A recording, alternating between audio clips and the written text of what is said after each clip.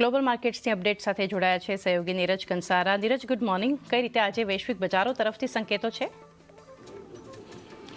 જી good morning Chandni. અને આજના દિવસે થોડાક સંકેતો અત્યારે તો આમ તો પોઝિટિવ છે, કારણ કે ગઈકાલે જો મોટેભાગના વૈશ્વિક બજારો ખાસ કરીને બંધ જોવા મળ્યા હતા।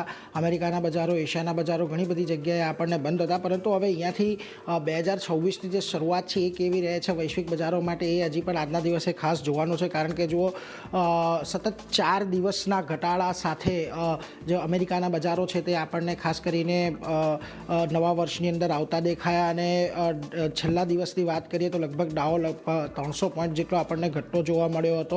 અને હવેથી વૈશ્વિક બજારોની અંદર પણ તમને થોડાક વોલ્યુમ આવતા દેખાશે, અને ખાસ કરીને સોમવારથી આપણને કદાચ થોડીક ટ્રેડિંગ એક્ટિવિટી ત્યાં આગળ વધતી દેખાઈ શકે છે, એટલે એના પર એક નજર અહીંયાથી ખાસ કરીને આપણે રાખવાની છે। વેલ, આની સાથે જ જે ટ્રમ્પ સરકાર દ્વારા ફર્નિચર છે, ખાસ કરીને કિચન કેબિનેટ છે, વેનિટીઝ છે, એ બધા પર જે ટેરિફ નાખવાની વાત હતી એને થોડોક એ નિર્ણયને અત્યારે લંબાવવામાં આવ્યો છે। પહેલાં જ્યારે ટ્રમ્પ સરકાર દ્વારા જાહેરાત કરવામાં આવી હતી ત્યારે આ નિર્ણય 1 જાન્યુઆરી 2026 એટલે કે ગઈકાલથી લાગુ થવાનો હતો, પરંતુ હવે એને ડીલે કર્યો છે અને હવે એને 1 વર્ષ સુધી લંબાવ્યો છે, અને 1 જાન્યુઆરી 2027થી લાગુ કરવામાં આવશે। એને લઈને ખાસ એક મહત્ત્વનું છે। હવે ઓલરેડી ખાસ કરીને આ બધા જે વુડન પ્રોડક્ટ્સ છે એના પર પણ તેમણે ટેરિફ 25%થી વધારીને 30% કરી નાખ્યા હતા, અને જે કિચન કેબિનેટ અને વેનિટીઝ છે એના પર ખાસ કરીને 25%થી વધારીને 50% ટેરિફની જાહેરાત ટ્રમ્પ સરકાર દ્વારા કરવામાં આવી હતી। એટલે આ બધા પર એક ખાસ કરીને અહીંયાથી ધ્યાન રાખવાનું। આ બધાની વચ્ચે BYD અને ટેસ્લા બંને વચ્ચે આખું વર્ષ દરમિયાન આપણને એક સારી એવી કોમ્પિટિશન વધતી જોવા મળી છે, અને BYD એ લગભગ 2025માં 4.6 મિલિયન જેટલા જે વ્હીકલ છે, વાહનો છે તે વેચતા જોવા મળ્યા છે। ખાસ કરીને અગાઉ જે એમણે ગાઈડન્સ આપ્યું હતું એ ગાઈડન્સ કાપ્યું હતું, અને જે પછી કાપેલું ગાઈડન્સ આપ્યું 4.6 મિલિયનનું, એની મુજબ જ આપણને ખાસ કરીને વેચાણ આવતું જોવા મળ્યું। 2025માં BYDનું વેચાણ જે છે 7.7% જેટલું વધતું જોવા મળ્યું છે, અને 2020માં સૌથી નીચલા સ્તરે હતું ત્યાંથી અત્યારે આપણને આ લેવલ પર પહોંચતું દેખાયું છે।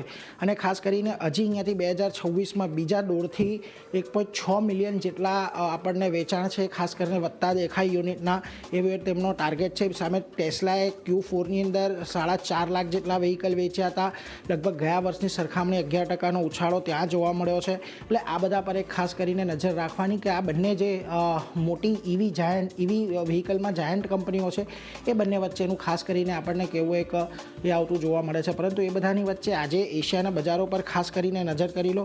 આજે એશિયાના બજારોની અંદર પણ તમને કારોબાર છે થોડોક પોઝિટિવ સાઇડનો જોવા મળી રહ્યો છે।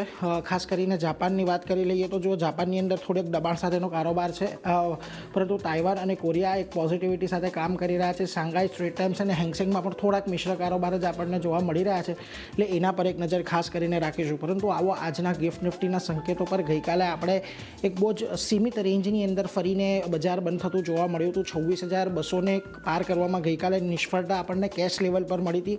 જોકે આજે ફરી જે ગિફ્ટ નિફ્ટીના સંકેતો આપણને મળી રહ્યા છે, એક સારી તેજીના 40-45 પોઈન્ટની તેજીના મળી રહ્યા છે, પરંતુ ગઈકાલે આપણે જે ફ્લેટિશ ક્લોઝિંગ જોવા મળ્યું એની સામે આજે 26,200ની ઉપર બજાર જાય છે કે નહીં એ જોવાનું ખાસ મહત્વનું રહેશે। જી નીરજ, આભાર આપનો આ સમગ્ર માહિતી માટે। તો આ રીતે એક સંકેત